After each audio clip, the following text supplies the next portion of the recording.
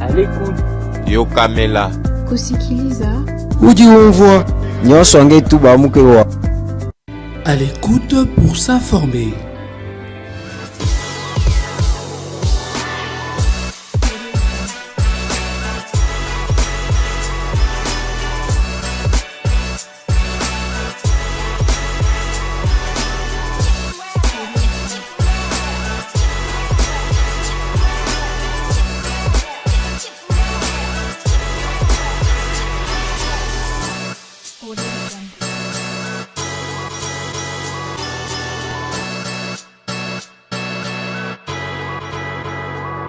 À l'écoute pour s'informer. Le ministre provincial de la Santé publique et Prévoyance sociale, le docteur Patricien Ngongo, à travers une note circulaire datée du 30 octobre 2024, interdit au bourgmestre de délivrer les autorisations d'ouverture des structures de soins de santé et pharmaceutiques. Pour commenter cette décision du ministre provincial, je reçois sur ce plateau de l'émission À l'écoute Monsieur Kabwe Mulunda Benjamin, qui est vice-président de syndicat national des pharmaciens, à qui je souhaite le bienvenu. Bonjour monsieur. Bonjour madame. Bienvenue. Merci beaucoup pour votre invitation et l'opportunité que vous nous accordez à ce moment, afin que nous puissions parler sur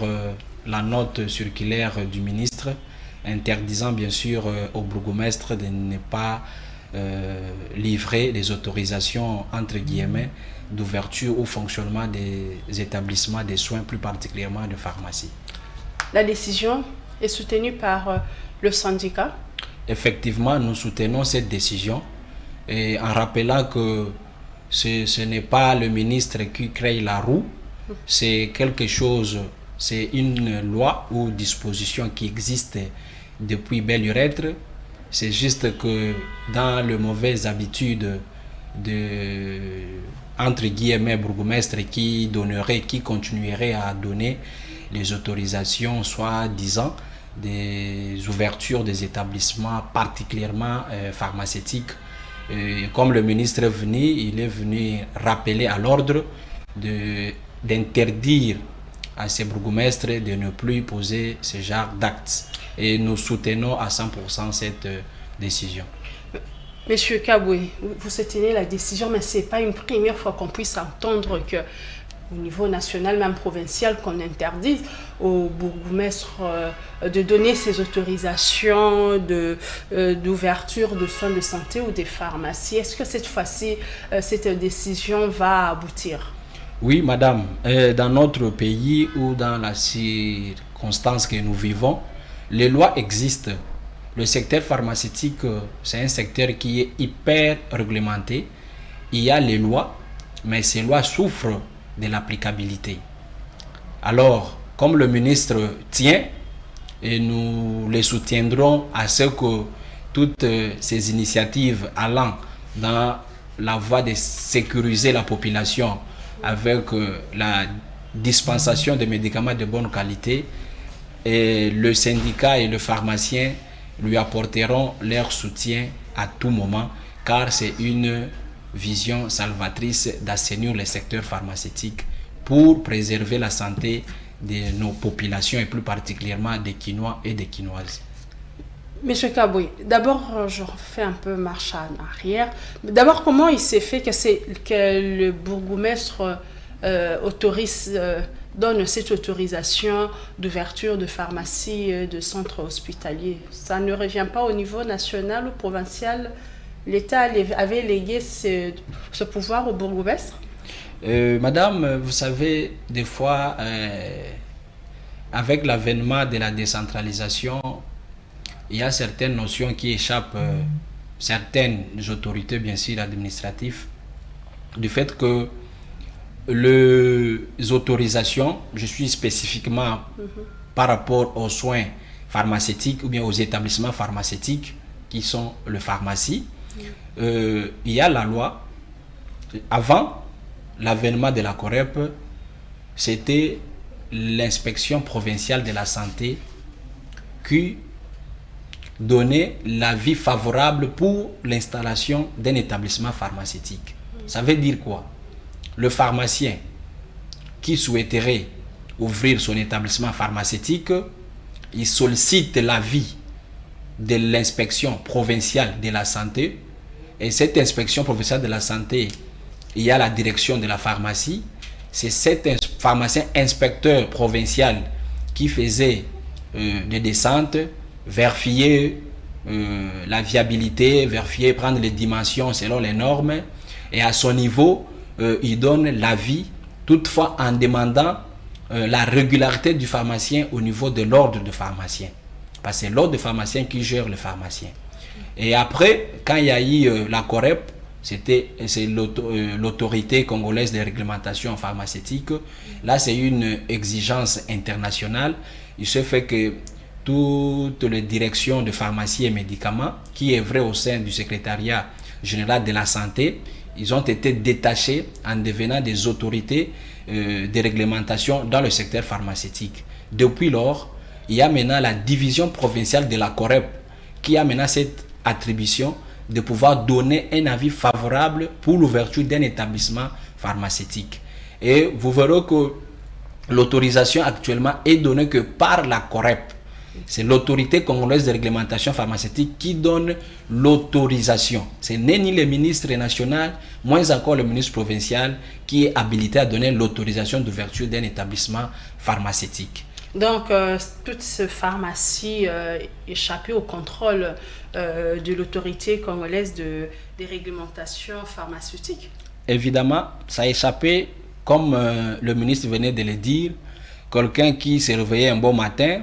dans sa parcelle où il se trouve un local, il peint, et après il va à la commune, on lui donne les soi-disant autorisations, il ouvre, il achète les médicaments quelque part, il les met dans sa soi-disant pharmacie et il commence à vendre aux populations. À ce moment-là, l'autorité n'était pas informée qu'il y a ou qu'il y aurait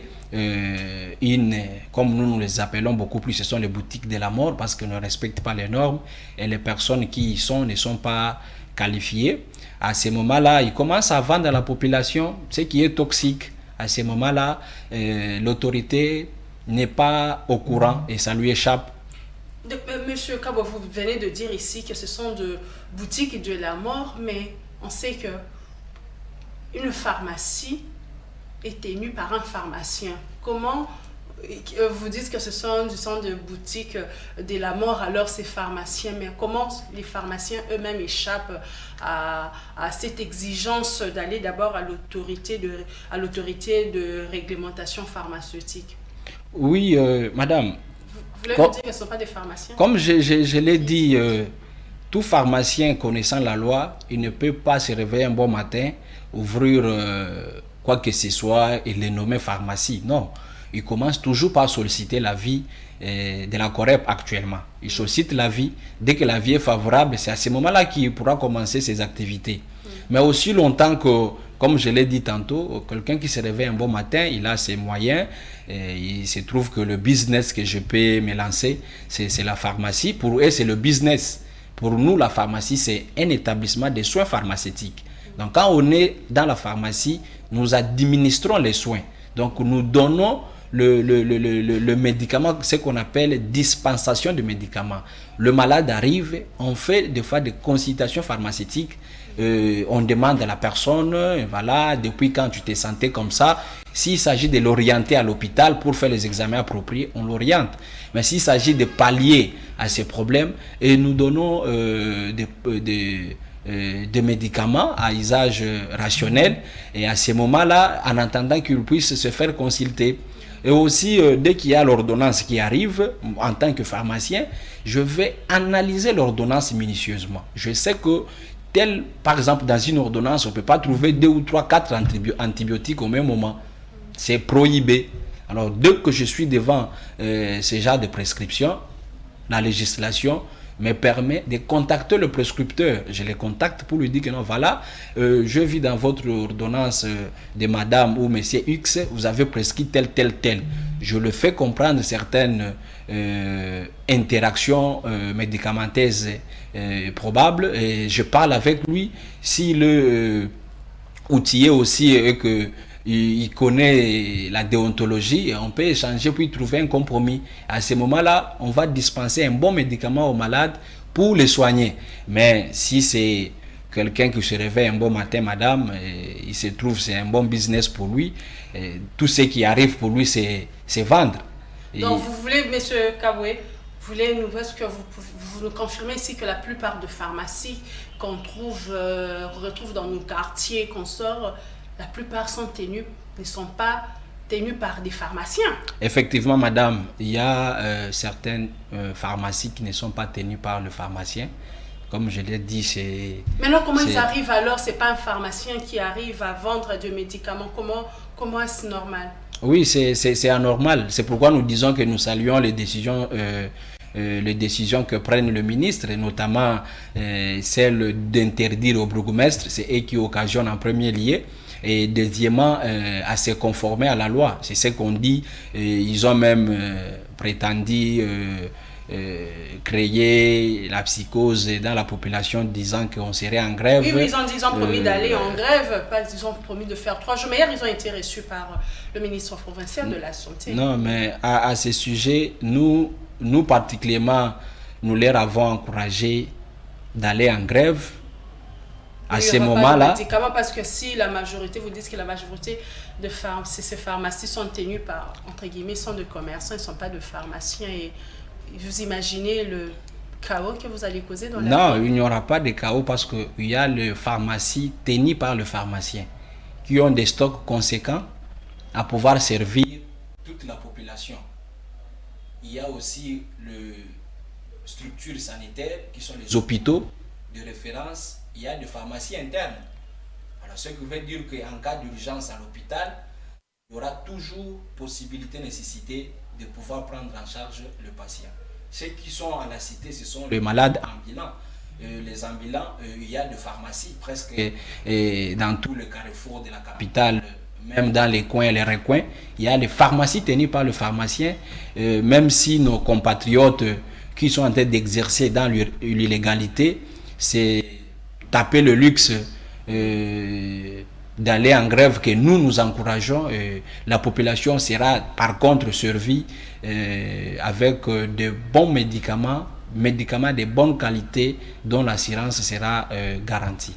Monsieur Kaboué, vous êtes président, là, le haut de question, on a tout dans le Lingala. Vous êtes président et un syndicaliste, un pharmacien, mais comment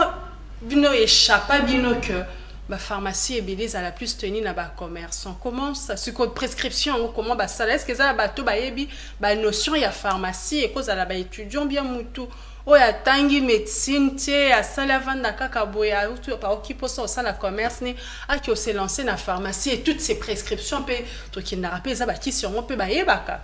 Oui madame, boyebi que biso tozana makokite ya kokita mutu asali eloko na ye tokende tokanga yango ezana makoki na biso te. Biso musala na biso tozali ko lobela na bakonzi na ba plaidoirie na biso tosalaka ntango nyonso que botala bozali kotika bayike bazana kati ya danger munene po ete ezana bana mboka mususu avandi azwi musolo na ye atali mombongo ni na esengeli asala akeko bando sombaka bakisi po atekelaka bayike bango komelaka biloko oyo esengeli na bango te, komelaka biloko oyo dose nango yebani te, et akomela ngo na tango nini ba mesure nini esengeli. Mais na ba ordonnance déjà médecin tombe appeler sa ordonnance ba appeler ça déjà non prescription komela na tango ko ça ba médecin déjà ba ça la déjà nyonso. Mais madame yeba ete médecin aza nzambete yepe aza mutu lokola ngana yo ya solo eza kelas na ya tangi kasi mbeba ezanga kate muto ba bengi pharmacien muto ya yekoli kelasi wana ya kisi ya kote ya kisi koma ko concevoir kisi kolamba yango pe ko pesa yango epa babeli. Normalement ezalaka ete monganga oyo atali malade akomeli pharmacien alobi ke pharmacien mokanda wana ordonnance atinda kango epa pharmacien alobi ke nalingi ko pesa malade nanga kisi songolo pakala. pharmacien ye kozwa mukanda wana akoanalyse yango atali soko ya solo monganga na ye akomi lolenge sengeli bakoki pe kosolola kolakisa ke te monganga omoni na place oyo kiso okomi eza na malamu te soit na nzoto na ye koki kosala eloko songolo pakala yo comme pharmacien yo lozolo bana médecin ozo médecin de mtayamba ki maladie mta diagnostic ka yebi ki maladie comment pharmacien quoi intervenir le bac médecin yo pour saboter par rapport à qui parce que le malade est passé entre le main et pharmacien aza o babengi na lopoto spécialiste des médicaments ye mutu ayebi kisi koleka monganga médecin pour pharmacien aza pe monganga ya kisi sikoyo yende mutu ayebi yango malamu penza koleka elobi ete monganga oyo akomi ayebi te ayebi yepe ayekoli yango kasi tolobi ke ezalaka na bambeba mususu oyo koki koglise na ordonnance moto ya suka oyo esengeli atala soki ya solo eza pharmacien parce que soki kisi ute pas pharmacien ekembala moko epa ya malade kasi soki mbeba esalemaki esika songolo pharmacien esengeli na ye comme tobenga na lopoto le dernier rempart ye mutu aza wana tala mbeba eza na oyo esika akobenga moninga na ye akochange yango emoko te mobeko ou bien déontologie na biso et autorisé te que omoni bakomi malamu te yo olongoli te esengeli na yo kobenga monganga obengi ye olakisi ye ketala oyo eza na likambo songolo pakala soki ye pe mutu na bwanya akotala lobi ya solo moninga nanga pharmacien olobi ya solo kasi changer ye kisi wana pesa ye kisi songolo pakala na sens wana na koloba te que munganga oyo akomakisi ayebi te ayebi kasi mwa bambeba mike ezanga kate comme tolobaka eza en tant que mosala na kibomoto oyebi te na etani nazalela ki devant malade na ye likamuni nazalaki nango mbeba wana ekope ko se glisser na lolengo wana. Monsieur Benjamin, risque exact que nabakisi risque exact que mutu aza pharmacien te atekaka bakisi risque nini kasi population ezoko courir tant kisi pharmacien eza tenu na pharmacien te. Oui, risque exact que bakisi nyonso oyo mutu oyo aza na qualité te azali kopesa yo eza kisi déjà ebianga mikisi ya mabe. Mais puisque ya zotekela mutu kisi oyo médecin komeli bien sûr aussi pesa biso explication ka ordonnance bokute na bakamu susu oko benga médecin oyebisi ke boye na boye mais ceux qui na kana exact risque ni ye parce que ye oteka kaka oyo médecin a komeli malade yango tolobi boye na mobeko na maimatali kisi okoki koteka kisi te kisi eteka makate ezana moto bengi na lopoto dispensation des médicaments elingi koloba nini tango moto aye atako aye na ordonnance to aye kotuna kana munoko po ezana bakisi mususu esengeli za na ordonnance ezana bakisi mususu esengeli moto aye na ye kotuna peut-être ayoka ki mutu pasi na tango wana ngai lokola spécialiste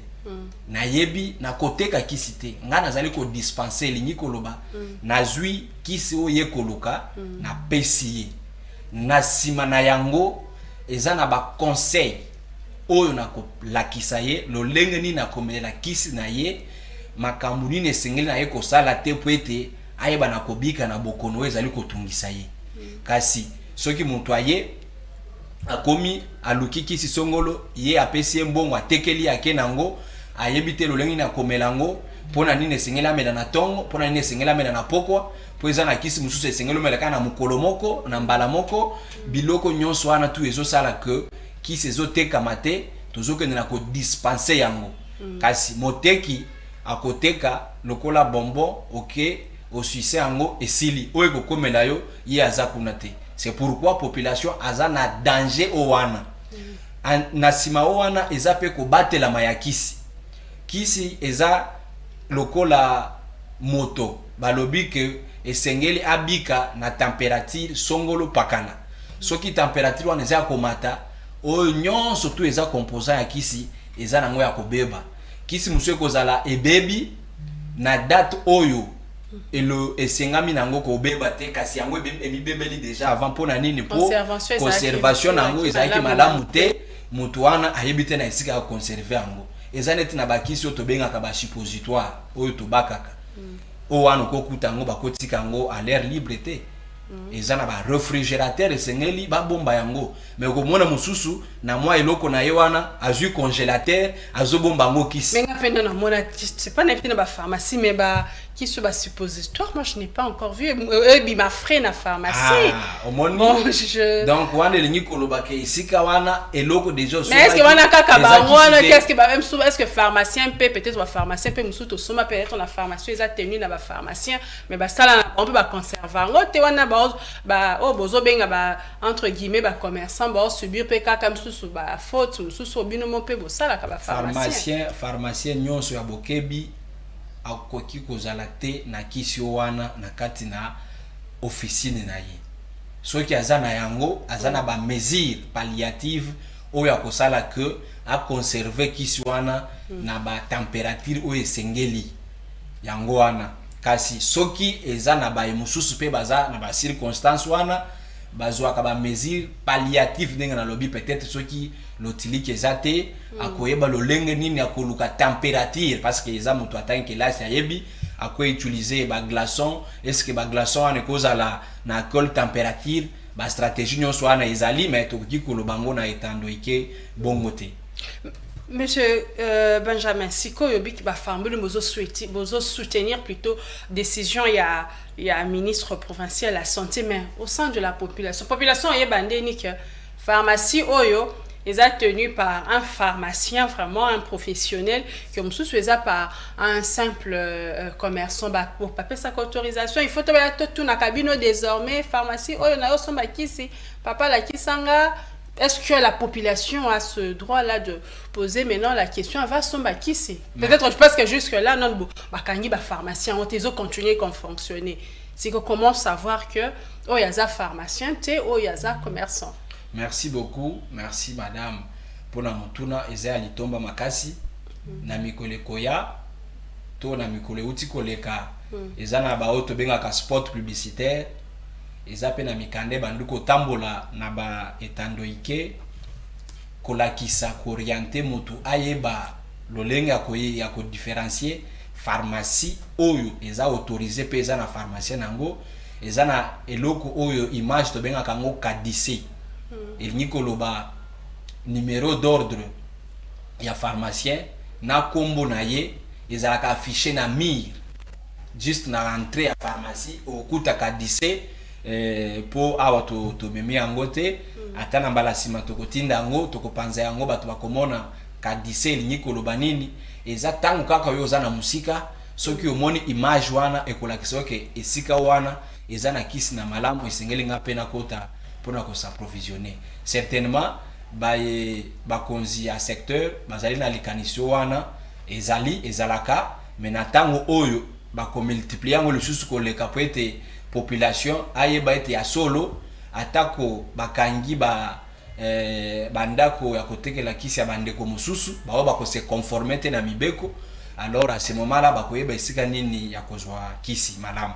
madame na yo wana nazali kocha kobeta sete makasi na bandeko na biso ba tenancier ou bien bazana mombongo wana ya ba pharmacie que mobeko likonzi eza contre na bangote elingi na bango kaka ete bazonga na nzela po te to respecter mibeko na biso parce que tango tozali kolobata na libanda que tozana mboka oyo esengeli respecter mibeko nango ezana ete mobeko soki lobi tambola boye yo pe olandi à ce moment là oko respecter mais yo lobi ke bazonga na nzela donc bazo mikanda bon oza pharmacien te malinga tenir pharmacien il faut appeler kaka ordre faut d'abord être pharmacien avant ozala ba pesa autorisation ya ouverture ya pharmacie. Merci madame pona mutuna nayo soki ozala mbongo nayo olingi o servir population o dispensaka bango ba kisi ya malamu esengeli nayo oluka pharmacien o travailler na pharmacien comme partenaire nayo ye nde akosala ba démarche nyonso tout pour bozwa mikanda ya autorisation ya fonctionnement ya établissement na bino. Na sima na yango nde bokomi pharmacien akomi sikoyo ko dispenser ba kisi pa ya population. À ce moment là boko aider bango bakokoye na mbemba ya komela kisi ya mabete kasi na mobeko oyo ministre auto kozwa alobi ba pharmacie ezala viable elingi koloba ezala malamu et respecter ba conditions de lobby ya kobate la kisi isika ya musala ezala malamu pona ko respecter ba norme et kosuka wana te wana ezana nu étape ya liboso soki ba monike ya solo o respecter ba norme wana ya viabilité kasi ozana pharmacien te akorep ako accompagner yo akokanga yo mbala moko te nde sengeli bandeko na biso ba tenancier ba yeba akorep azoloba que soki a trouvé que pharmacie na yo eza viable ozo respecter ba condition et que na place yo ozali na nzinga na yo na 500 mètres eza na pharmacie te ou eza déjà autorisé. À ce moment là bako accompagner yo bako kanga yo te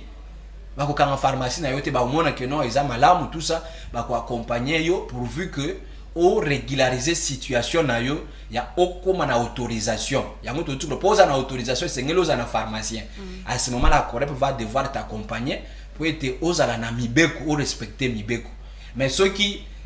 ozana eloko na muke na yo ezana esika songolo pakala ba monike oyo makoki ezate ya ko accompagner. À ce moment là ndi ba osenga na yo oyeba na kokanga bisaka na yo otiki esika wana. Mais papa Benjamin eto na tozala na ba quartier na biso otolo ba big à pharmacie faisait ce pas 500 mètres. 500 mètres c'est par rapport à quoi? Il faut ba espace ou bien avenue moi tozana na ba avenue moko ba pharmacie mitano ekolanda na elanda ni penza ne tomona na ba boutique ou bien na quartier moko na ndenge bino botangeli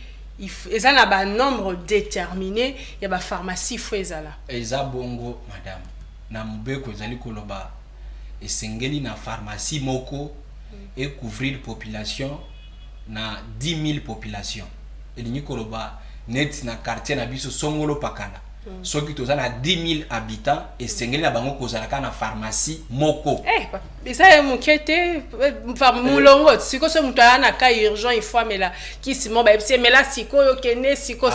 10 000 siko imaginez ko kuti boza 100 personnes bien 50 personnes pharmacie tozoloba eza otozali komona na cité na biso te wana eza ba pharmacie te tanto lobi pharmacie eza oyo esengeli ya liboso eza na mesure otobengi na lopoto 45 mètres carrés.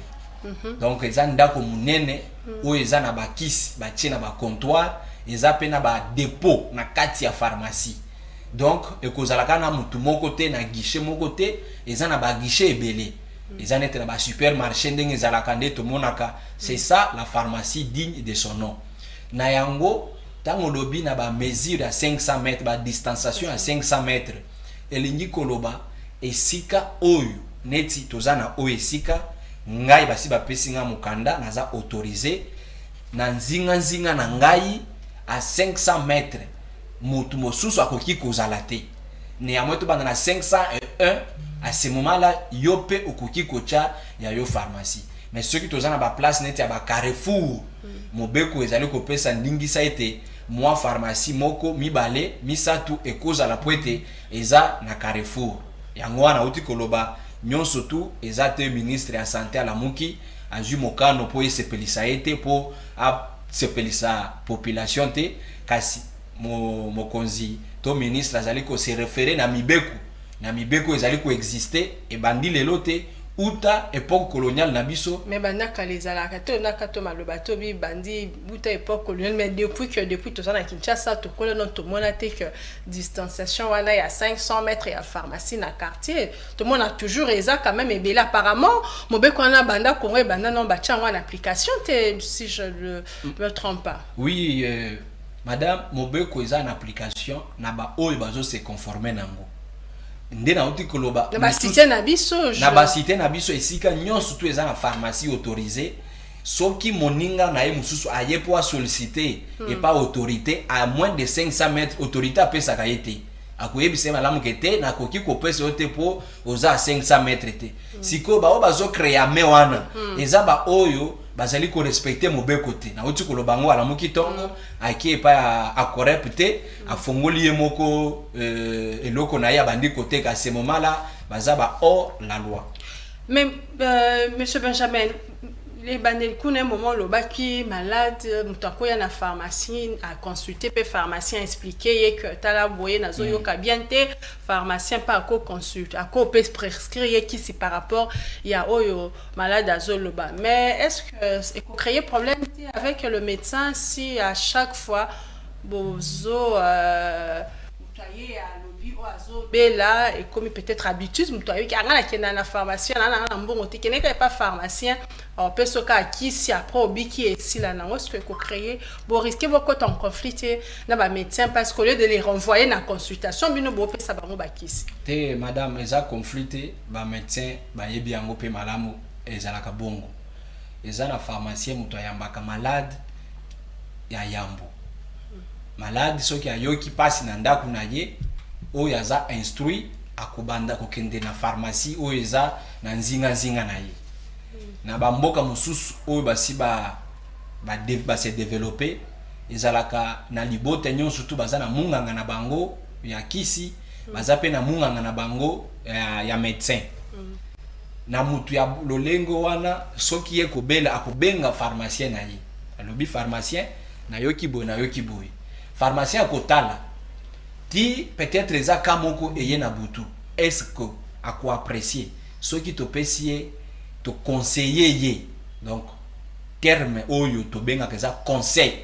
au conseiller que non mais là kisi oyo ekosunga yo butu mobimba na tongo nango osala nini okende na l'hôpitalo po bayeba na kosala yo ba examen approprié po to yeba eza bokono nini ezali kotungisa yo yeba ete eza na auto bengaka antibio probabiliste elinyi koloba nini tango tokendaka na l'hôpital toke munganga tali yo atindi yo basala yo ba examen na laboratoire kasi akotika yo bongo te akomaka kisi oyo tobengaka neti ba antibiotique yango eza po en attendant ba pesa yo ba résultat malamu po ayeba esengeli na chaye na traitement nini yango wana musala pharmacien tango malade aye ko consulter ye en premier lieu ako conseiller ye alobi observer soki omone zongi lisusu à ce moment là sala nini kende na papa Benjamin na zoyo kanzo penza na ngana mbongo te papa Benjamin tala mbongo ngonde eza parce que sanga kaka kisi na zoyo kana nganzo to bien te sina epsio makambu nyoso ko kene pas monga nga pe za pe cher wana mutu déjà ebisio déjà bongo yango wana en tant que pharmacien mutu oyo a prêté serment a orienter a insister pour mutu wana tango aye pa na ye a pesier confiance madame oyebi que eza catégorie professionnelle moko o esengeli to sécuriser makasi po ete misalo nyonso na lobi tango koyaka liboso ya pharmacien okofuta ata eloko moko te pharmacien akopesa yo ba conseil a orienter yo gratuitement mais tango kendaki na l'hôpital basengaki yo fiche basengaki yo boye po munganga simba yo esengeli ofuta osala boye na boye mais tango ye pa pharmacien osali ye confiance akosenga yo mosolo te kasi akorienter yo soki o respecter orientation na ye okobika na yo na ba conseil oyo pharmacien sengela pesa yo madame ce qu'il faut noter aussi que ezana bokono nyonso te ou bien kotungisa mayanzoto nyonso te o sengeli ka komela kisi te biso za ba minganga biso to za ba pharmacien to sali ba nutrition to sali ba biloko nyonso ana tu mutu akoki koya boye na ko conseiller que tala na lolengo zoyokela ona zoyoka angine et na mela boy na zoyoka bete zoa kende peut-être mela citron mela boy mutu azongi na ndako oye na pharmacie po osomba kisi mais okuti na conseil ozongi obiki ma osombi eloko te eza musala obiso to salaka mikolo nyonso tu na ba pharmacie na biso. Puisque le ministre a déjà ici appelé si interdiction na ba bourgmestre ba délivrer autorisation, il y a ouverture, il y a structure, il y a soins de santé, peu ba pharmacie au niveau na bino ba syndicaliste mesure bozo ko accompagner on des bozo sensibiliser population bozo les canaba quartier qu'est-ce que vous faites pour na accompagner parce que mibeko oui na Congo to imba tubako on va parler il y a de loi mais application na ngonde et poser un problème. Qu'est-ce que vous faites dans votre pour accompagner cette décision? Oui, mes coloniaux surtout ndenge toleki na etando ke oyo musa tozali kosala eza pona ko accompagner mesure ya ministre oyo auti kozwa kopekisa epa ya ba bourgmestre baiba na kopesa mikanda wana te biso na mobeko tozali ko reconnaître ngo comme autorisation te pour nous c'est du faux autorisation tozali ko reconnaître eza oyo actuellement esengeli ya correct aiba na ko signer autorité mutu azana makoki ya ko signer à ce moment là to benyango autorisation. Le reste biso tozo considérer ngo comme ba hors la loi bazali ko sala makambo na lolenge na bango ndenge balingeli bazali ko tosa mibeko te musala na biso ezande toleki na etando ikeboye to beleli population na biso to beleli ba autorité na biso baza ba bourgmestre baeba na ko se conformer na oyo mokonzi ya ville oyo azota la santé ya ba kinois na ba kinoise alobi ete to préserver santé ya ba kinois eza pona koina bandeko na biso baza na mbongo wana te mais eza que santé na biso eza na protéger. Madame oyebi que tant mosusu tobosanaka eza na bato ebele o baza hospitalisé lelo bao baza na ba hôpitaux hospitalisé eza po amelaki kisi mabe na ndako po ba conseillaki ekisi ya malamu te ameli yango ekomeli lisusu complication ememi eti na ndako ya na hôpital na mbeto ya hôpital yango wana tozali ko encourager ministre ya santé na ba autorité na biso ba bourgmestre baiba na ko se conformer nyonso wana tu eza po te na ko tombola enkita ya ekolo na biso. Donc d'après décision ya ministre provincial de la santé donc et puis c'est fond li pensela na la correct pour na ba sikanga ba pharmacie ou eza viable te ou bien il faut dépendre encore la ministre siko. Oui, à Corep abandaki yango na commune pilote eza commune ya Kitambo. À Corep azali kolanda processus normal. Eza kaneti tozana bandaku ba pesa biso ba préavis, ba sensibiliser, ba pesi préavis, ba pesi yoti na mise en demeure soki okokisi oyo esengeli te yango monaka Corep abandaki alobi te nakoki ko banda na mbala moko na Kishasa mobimba te esengeli na banda na commune pilote ezalaki na commune ya Kitambo na mibeko elingi koloba ete commune ya Kitambo esengeli ezala na 12 pharmacies na commune ya Kitambo mobimba 12 pharmacies. Esengeli za na 12 pharmacies.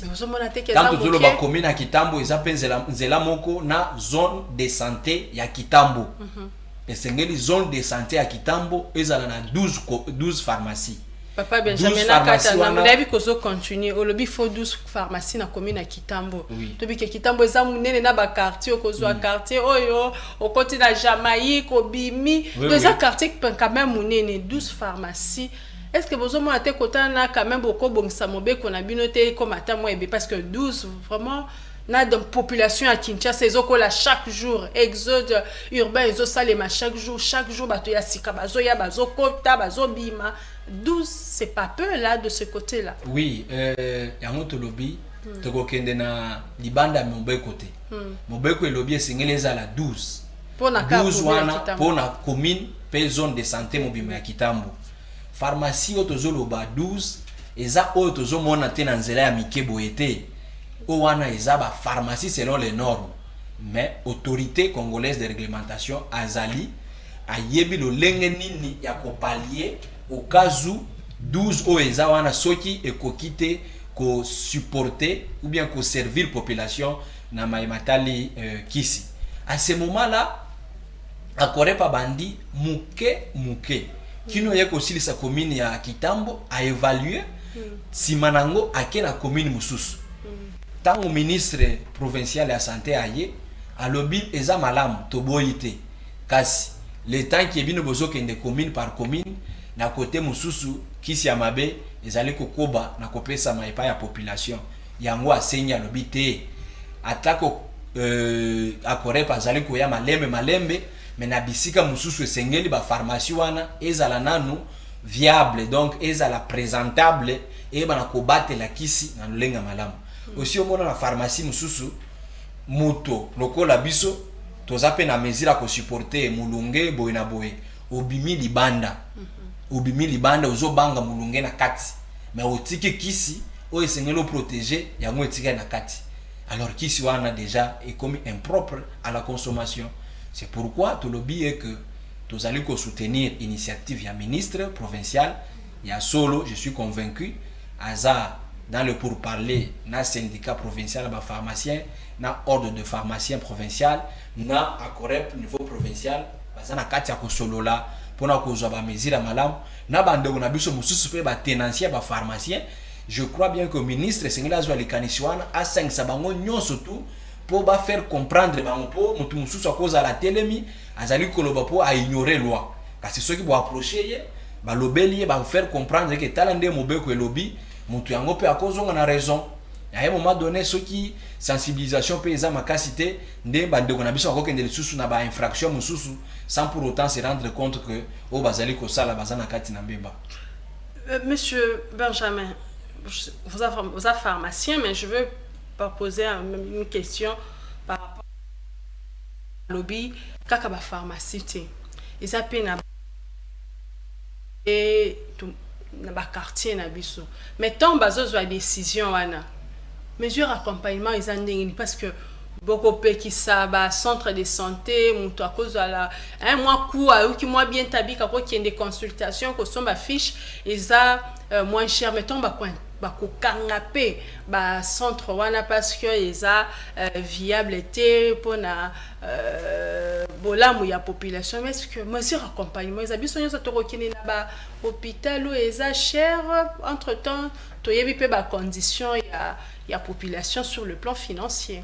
Oui, madame, Mobeko etali bobelese banda kwa koteka ka toko dispenser ki cité etali pe na bisika ni tokenda kozwa ba soins auto bengi ba centre de santé. Alors, centre de santé, ministère de la santé est très bien organisé et structuré. Nous avons ba zone de santé. Dans chaque zone de santé, nous avons un hôpital général de référence, nous avons ba centre de santé de référence, tous appelés dans ba poste de santé. Et nous koloba esika nyonso na quartier nyonso na niveau nyonso tout au kokuta hôpital et à l'état où ils allaient respecter ba norme. Ba loba pekisi mutute. Ata na ngambo ya ba hôpitaux ou bien na ba centre de santé. Okoki pe kola mukatongo boyete yo netinga pharmacien na la muki na che microscope nini tout na bandiko benga batuna consulter bango te na koki ko sala soki na zana makoki. Mais na kozwa ba minganga ba docteur bangonde bakozala na o esika bazali kosala musana bango na lolenge sengeli na sima na yango pona sala yango sengeli nazala autorisé nazala ba mbetu ya bien esika ko botisa ba mama ezala ya bien esika ko garder ba malade ezala esika bien exacte que au komi na centre de santé yona na va okota esengeli na yo dusola o sauter mbetu ya mutu mususu po koma na o esika eza malamu te. Toza quand même na capitale où ils ont miroir ya mboka na biso et sengeli na secteur privé toza la paix bien organisé surtout na côté ya ba centre de santé ba vire ezalate eza na ba centre mususu ya mike tango oke kuna bakanga kabatu kaka typhoïde so ki okeyi basala na no examen toté déjà basi ba bando prescrire ba kisi ya typhoïde na ba kisi ya malaria donc toko bena malade mususu te ka typhoïde na malaria ozomona biloko nyonso wana tu ya mwana ministre alingi te esengeli to meka ko assainir na secteur pharmaceutique etali pharmacie etali pe na ba structure ya soins de santé. Bon, c'est bon ba congolais ba yo ki me ba le bakana ba hôpitaux ya référence wana pe zape mbongote. C'est ça aussi le coup parce que tout ça oui à qui na centre de santé wana mais azota la mbongo na ye azota la pe parce que na hôpital ya l'état madame ezana esika mon côté na privé oyo privé aza moins cher que l'état azate na l'état coût ezaka na si boye ba pe malamu que l'état azwa en charge ma soins de santé na biso officiellement na couverture santé universelle abandi na ba mama ba o bazana zemi na bano ba botami kino na un mois mais toyeba ke ba appui ezalaka oyo ke moto akobela paludisme oleki na hôpital ya l'état bakopesa yo ba antipaludéen bakopesa yo ba ezali chaque année na budget na biso neti bauti kovote yango awa eza na bafond oyo ekozala décaissé mpona kosomba bakisi mpona population na biso ezali na bahôpitaux publics. C'est bien sur la population, dans la mission à place la population, tu es baraté qui sur il faut péto so c'est bien sur que ça ordonnance mon a commis yo moko qui est pour locatif ici na ba structure nyon surtout ya l'état eza na ba pharmacie eza à l'interne ce qui peut accueillir na pharmacie ou ya hôpital ya l'état atako bakoteka yango ekozala na mutu ya moko te na libanda bakopesa na ba prix moko forfaitaire. Monsieur Kabwe Mulunda Benjamin, tout comme une souka émission à Bisso, vraiment on a parlé vraiment longuement sur cette mesure, cette décision du ministre provincial de la santé, ba Congolais, ba Yokio, le ba souka ni nozoye bisa bango pona décision au ministre pour interdire ba bourgmestre à livrer autorisation d'ouverture des structures de soins de santé pharmaceutique. Merci beaucoup madame la journaliste. Na sengi na ba population baza la confiant na ba pharmacien na bango eza na ba kadise o bokomona kana ba pharmacie nyonso ba pharmacien esika wana nde esika malamu bokota pona ko s'approvisionner en médicaments na sengi na ba autorité communale bayeba na ko respecter décision ya ministre na biso ya santé à niveau provincial nde auti ko zwango pe na sengi lisusu na biso nyonso tout population toza na sima ya ministre na biso provincial la santé na mibeko auti ko zwa eza pona bolamu na biso population po ete toyeba na ko se servir na kisi ya malamu. Mesdames et messieurs, nous sommes arrivés à la fin de cette émission. Nous avons reçu sur ce plateau de l'émission à l'écoute le pharmacien Kabwe Mulunda Benjamin, qui est vice-président du syndicat national des pharmaciens. Avec lui, nous avons commenté cette décision du ministre provincial de la Santé sur l'interdiction au bourgmestre des communes de livrer les autorisations d'ouverture des structures de soins, des structures de soins de santé, mais aussi et pharmaceutiques. Je vous dis au revoir. Je vous retrouve dans un autre numéro. Bonne suite de programme sur A38 Télévision. Merci beaucoup. Listening. À l'écoute. Yo Kamela. Kusikiliza. Ujiumvwa nyonso angetu bamukewa. À l'écoute pour s'informer.